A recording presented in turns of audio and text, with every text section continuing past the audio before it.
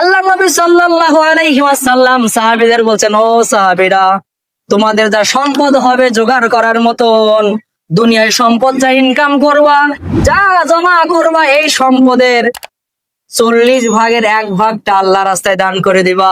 সুবহানাল্লাহ। যাকাত দিবা 40 ভাগের 1 ভাগ।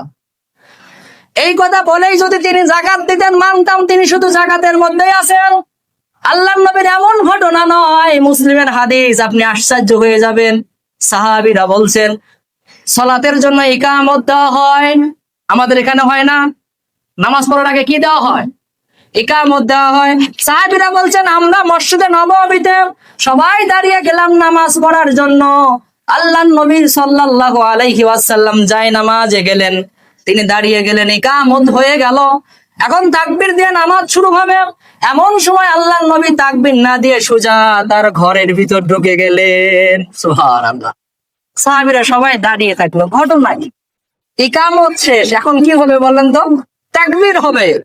আল্লাহর নবী তাকবীর না দিয়ে সোজা ঘরের ভিতর ঢুকে গেলেন। কিছুক্ষণ পর ঘর থেকে বের হয়ে আসলেন, আসার পর তাকবীর দিয়ে নামাজ শুরু হয়ে গেল। নামাজ যখন শেষ হয়ে গেল সালামের মাধ্যমে, সাহাবীরা বললেন, ইয়া রাসূলুল্লাহ, আপনার পিছনে দীর্ঘদিন যাবত নামাজ পড়ি, কোনদিন তো এমন হয় না যে আপনি তাকবীর শেষে চলে গিয়েছেন বা ইকামত শেষে চলে গিয়েছেন, এমন তো হয় না। আজকে দেখলাম আপনার সামনে যখন ইকামত শেষ হয়ে গেল, আপনি আমাদেরকে দেখে ঘরের ভিতরে গেলেন, ঘটনা কি? আল্লাহ নবী দাঁড়িয়ে বলেন, সাহাবীরা, আমি যখন নামাজে দাঁড়াইছি তখন মনে পড়লো আমার ঘরের ভিতর 6টা কি 7টা স্বর্ণ মুদ্রা আছে। সুবহানাল্লাহ। কয়টা? 6টা কি 7টা আছে স্বর্ণ মুদ্রা। আমার মনে পড়লো,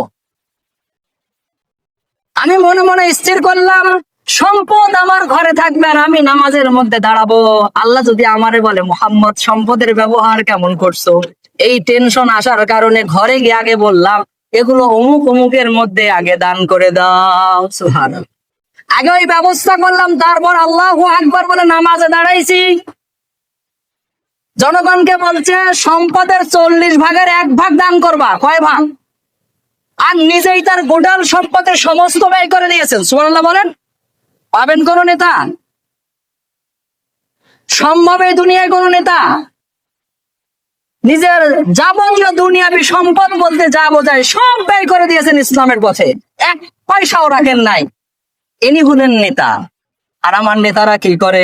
ক্ষমতায় গেলে চিন্তা করে কয়টা নতুন করে অ্যাকাউন্ট খোলা যায়, ঠিক কিনা? বউয়ের নামে অ্যাকাউন্ট, শালার নামে অ্যাকাউন্ট, তার আবার শালির যদি আরো কেউ থাকে তার নামেও অ্যাকাউন্ট, সবগুলো রাতারাতি কোটিপতি। যদি একটা ফ্ল্যাট থাকে 3টা বানার চিন্তা আছে না নাই? 1 বিঘা জমি থেকে কি করে 100 বিঘায় যায় সেই চিন্তা। এরাও নেতা, আমার নবীও নেতা, উভয় কি সমান? এই জন্য বলে, এই সকল চিরাকেতা, এরা কি বলেন?